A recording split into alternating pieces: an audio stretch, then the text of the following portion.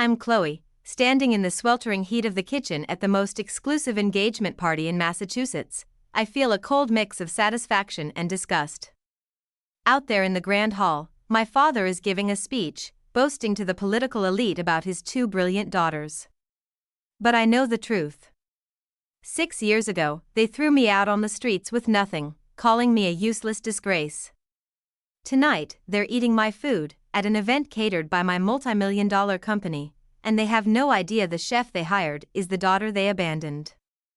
My family didn't live in a home, we lived on a stage. The Sterling family name meant power, influence, and above all, control.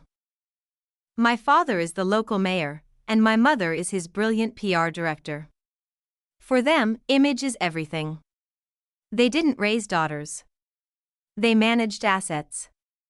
My younger sister, Mia, was their ultimate masterpiece. A tech prodigy, building apps before she could drive. She was exactly what they wanted, a shiny trophy to parade in front of the cameras. I was the glitch in their perfect picture. I didn't care about poll numbers or tech investments.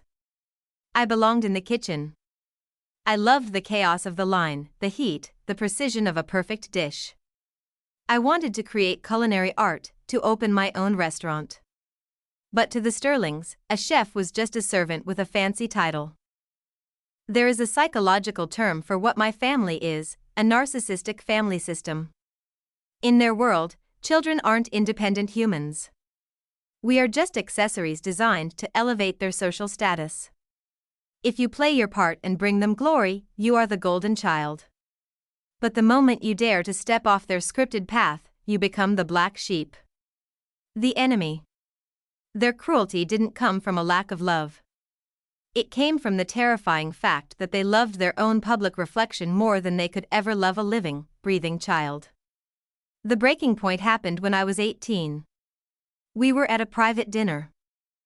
My father announced to his wealthy donors that I was enrolling in a prestigious political science program. I stood up and said no. I told them I was going to culinary school. The room went dead silent. The moment the last guest left, the storm broke. My mother's face twisted in pure rage. You are a disgrace to this family. A cook? You want to throw away our reputation to be a glorified maid. My father didn't even look at me. He just pointed to the front door. You are dead to this campaign. And you are dead to me. Get out. Mia just stood there in the corner, calculating, watching me fall. They gave me exactly 1 hour to pack my life into a single bag. 18 years old. Standing on a freezing sidewalk with nothing. The reality of being thrown away by your own blood is a very specific, quiet kind of agony.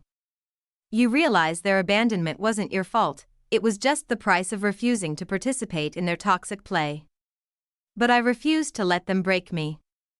I slept on the hard floors of cramped, shared apartments. I washed dishes in greasy, run-down diners. I burned my hands, cut my fingers, and worked brutal 20-hour shifts just to learn from the best chefs in the city. I saved every single dime I made. I started a tiny catering gig out of a rented, windowless basement kitchen. I poured all my pain, all my rejection, into my food.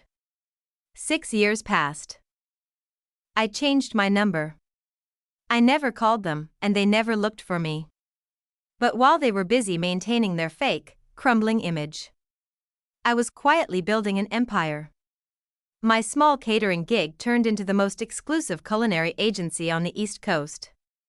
We handle events for billionaires, celebrities, and politicians. I became the CEO of a multi-million-dollar operation. I built my own table, and I made sure they didn't have a seat at it. I became someone they couldn't even afford to hire. Until tonight. I stood just behind the heavy oak doors of the main dining hall, adjusting the earpiece hidden under my hair. My kitchen crew was moving like clockwork, perfectly plating the second course for 200 guests. I stepped out into the dimly lit corridor to check the service flow, keeping my head down. That is when I heard it. My mother's voice, high-pitched and overly sweet. She was standing by the ice sculpture, holding a glass of champagne, completely surrounded by the wives of state senators and wealthy donors. I leaned closer to the shadow of the stone pillar, completely invisible to them. One of the women leaned in and asked, "What about your oldest? Chloe, right? Is she here tonight?" I held my breath. I expected her to change the subject, or maybe say I was estranged. But my mother didn't even hesitate. She smiled brightly. "Oh, our sweet Chloe is in Paris. She is finishing her master's degree in European culinary arts. We miss her terribly, but we are just so incredibly proud of her success." I almost laughed out loud. They threw me out on the street like garbage because I wanted to cook, and now they were using a fake, glamorous version of my life to buy social points. It was pathetic. But I didn't come here to expose a petty lie to a group of strangers. I turned around to head back to the safety of my kitchen. Then, I saw him. My father was power walking down the opposite end of the corridor, constantly looking over his shoulder. He was sweating. Mia was right behind him, her heels clicking sharply against the marble floor. They looked panicked. They slipped into my grandfather's old study and quickly locked the heavy mahogany door behind them. My gut told me something was very wrong. I knew the layout of this house better than anyone. There was an old, narrow service hallway connecting the kitchen pantry directly to the back of the study, built decades ago for the staff. I slipped into the pantry, crept down the dark hall, and pressed my ear against the thin wooden wall. I pulled my phone from my pocket, opened the voice memo app, and hit record. My father was pacing heavily. His voice was shaking, thick with panic. "The campaign is completely underwater, Mia. The poll numbers are tanking, and the creditors are calling every single hour. If we don't come up with $2 million by Friday, it is over. The election is over. We will lose everything." Mia sounded completely calm, almost bored by his desperation. "Dad, relax. I told you, I have a foolproof solution. The estate." My heart stopped. My grandfather's estate. Before he died, he left his massive country property and his legendary vintage wine cellar entirely to me. Not to my parents. To me. Because he knew exactly what they were, and he knew they would destroy his legacy for a quick headline. My father sighed heavily. "Mia, we can't touch the estate. The deed is firmly in Chloe's name. The legal trust locked it down the moment she turned 18. It is untouchable." Mia let out a cold, sharp laugh. "Chloe has been gone for 6 years. She is probably flipping burgers in some dirty roadside diner. She has absolutely no idea what that property is actually worth, and she doesn't care. I already talked to a guy at the private bank."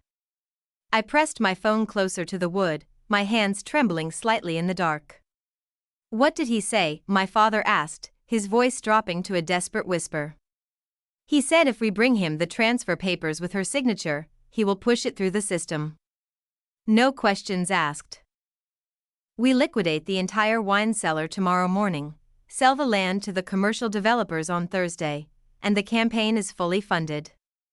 "You want me to forge your sister's signature?" my father asked. He didn't sound horrified by the crime. He only sounded relieved that there was a way out. "It is not forgery, Dad. It is survival. Think about the family. Think about the election. Chloe owes us this much for being such a massive disappointment to the sterling name." There was a long, suffocating silence in the room. Okay, get the papers ready. I will sign her name tonight." I slowly lowered my phone. The screen showed 4 minutes of crystal clear audio. They weren't just lying about me to their rich friends.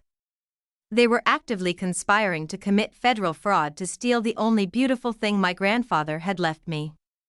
6 years ago, hearing this would have destroyed me. I would have burst through that door, crying, begging them to stop. But the scared little girl they kicked out was gone. I took a deep breath, slipped my phone back into my pocket, and smiled. I stepped away from the heavy mahogany door.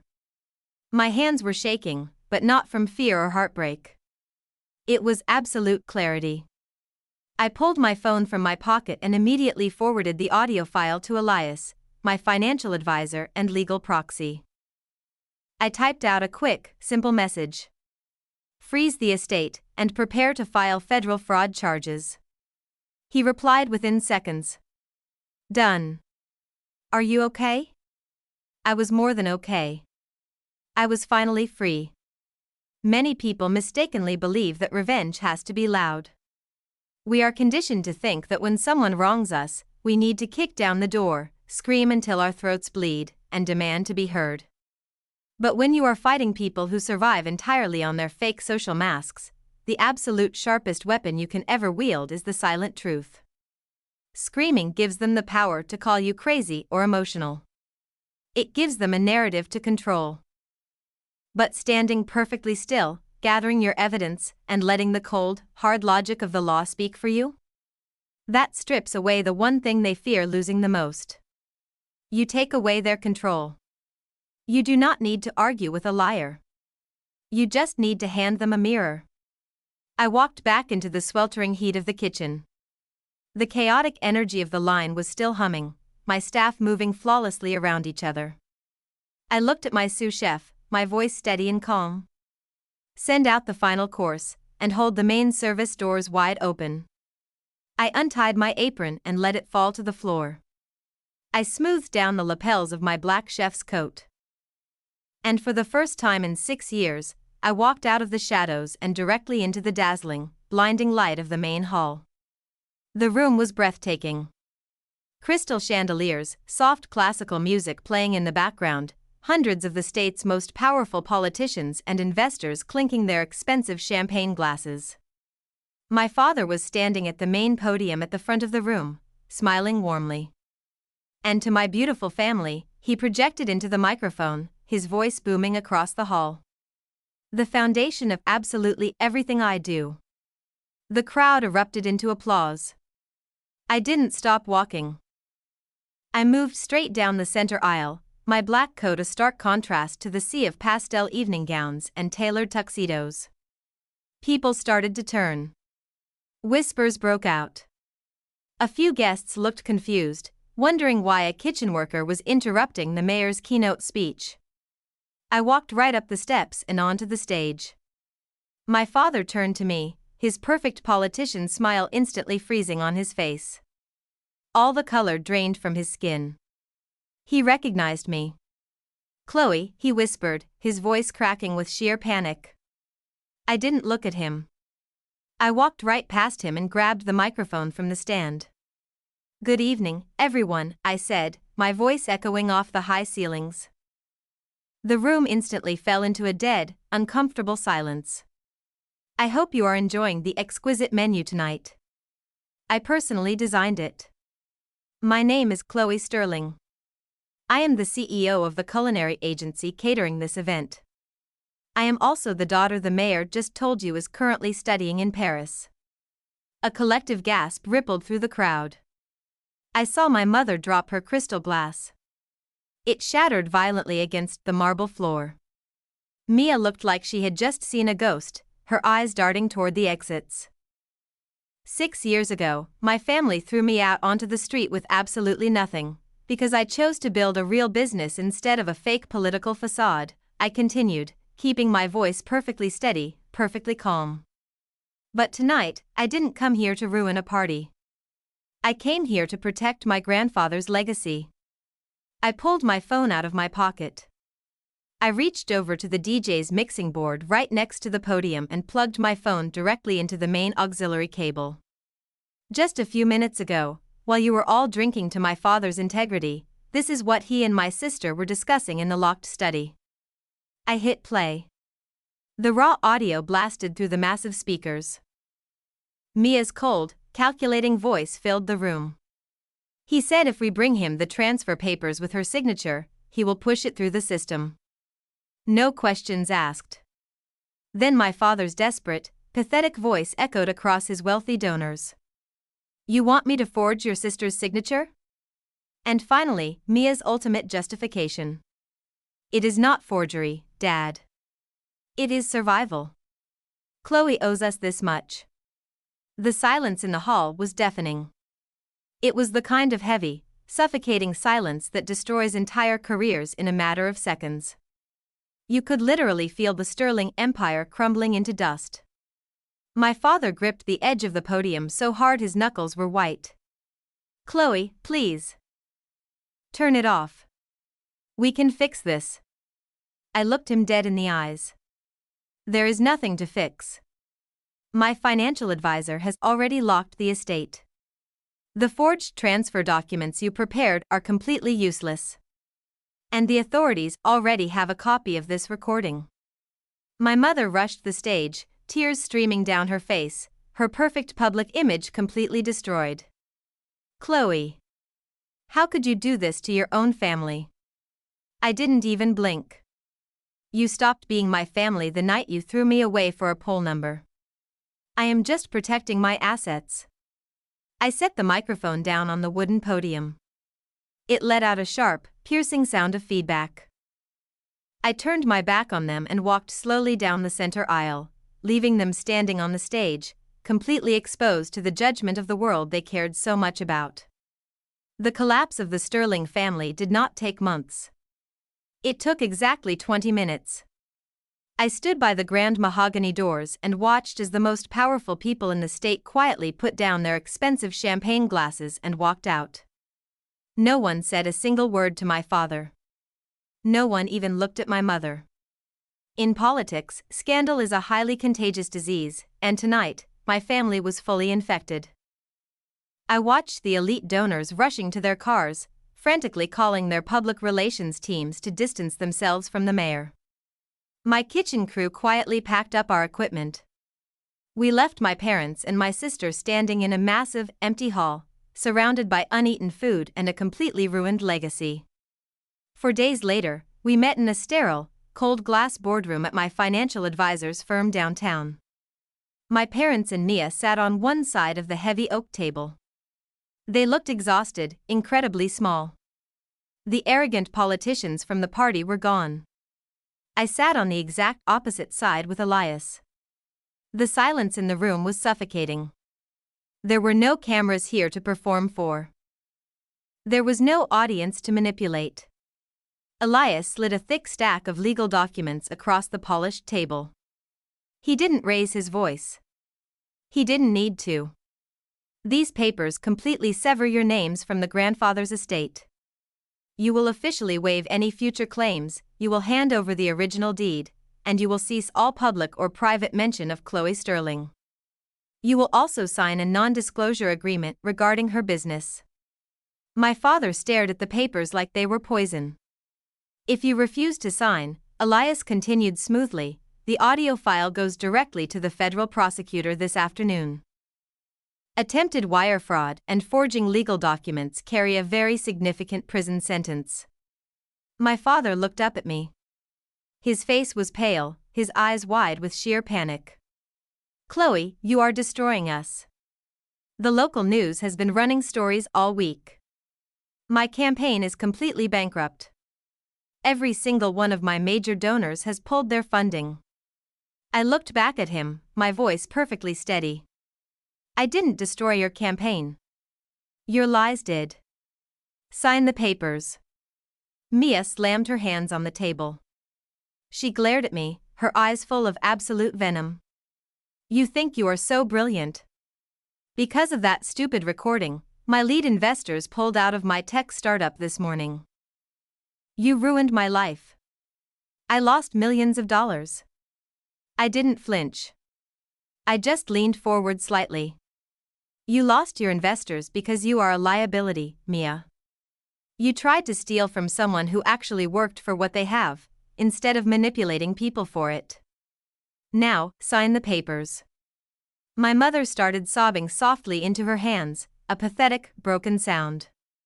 But as I watched her cry, I realized something profound. I felt absolutely nothing.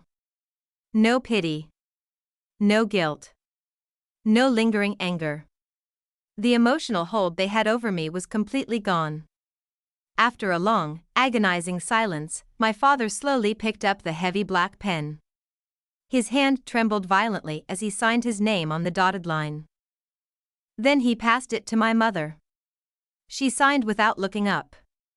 Finally, Mia grabbed the pen, scribbled her name furiously, and shoved the papers back across the table. Elias calmly gathered the documents, checked the signatures, and nodded at me. It was done. The estate was finally, legally, untouchable. Their power over me was officially erased. I stood up, smoothed down my jacket, and turned toward the door. "Chloe," my father called out, his voice cracking in the quiet room. "Are you happy now? Is this what you wanted?" I stopped with my hand on the glass door. I looked back at the three of them, sitting in the ruins of their own making. "I was happy the day I realized I didn't need you," I said calmly. "Goodbye." I walked out of the boardroom, the heavy glass door clicking shut behind me. The air in the hallway felt lighter. My chest felt incredibly clear. For the first time in my entire life, I was breathing entirely on my own terms. It has been 2 months since that afternoon in the boardroom. Today, I am standing in the cool, quiet air of my grandfather's vintage wine cellar, the exact place they tried so desperately to steal from me. The dusty glass bottles surrounding me are older than I am. They have survived decades in the dark, waiting for the right moment to be opened. I walk slowly down the narrow stone aisles, running my fingers along the rough wooden racks. This place, this incredible legacy, is finally, permanently mine. Growing up, society teaches us that blood is absolutely everything. We are constantly told to forgive, to compromise, to shrink our dreams just to fit into the picture-perfect frame our parents built for us. We convince ourselves that if we just work a little harder, if we just change our passions to match their expectations, maybe then, they will finally be proud. Maybe then, they will finally love us. But that is the most dangerous lie we ever learn. True power does not come from begging for the approval of people who are committed to misunderstanding you. It does not come from sharing the same last name. Power comes from absolute independence. Power comes from that exact moment you look at the people who broke you and realize, you simply do not need them anymore. My father's political career is completely over. He lost the election in a massive landslide, and his elite friends pretend they never even knew him. My sister Mia is still desperately scrambling to find new investors for her tech company, blaming everyone in the world except herself. They are completely trapped in the toxic, miserable cycle they created. And me? I am finally free. I didn't just build a multi-million-dollar culinary empire. I built a life where I am the only one who writes the menu. I created my own family. My dedicated kitchen staff, my loyal friends, the people who believed in me when I was sleeping on floors and washing greasy dishes. If you are listening to this right now, and you are the black sheep of your family, if you are the one they constantly mock, or ignore, or push aside because you refuse to play their fake games, please, listen to me. Stop trying to earn a seat at their toxic table. Let them have their bitter, empty room. Take your passion, take your pain, and go build your own empire. The ultimate revenge isn't screaming. It isn't trying to destroy them. It is succeeding so completely, so undeniably, that their opinions become completely irrelevant. I am Chloe Sterling. And this is my recipe for freedom.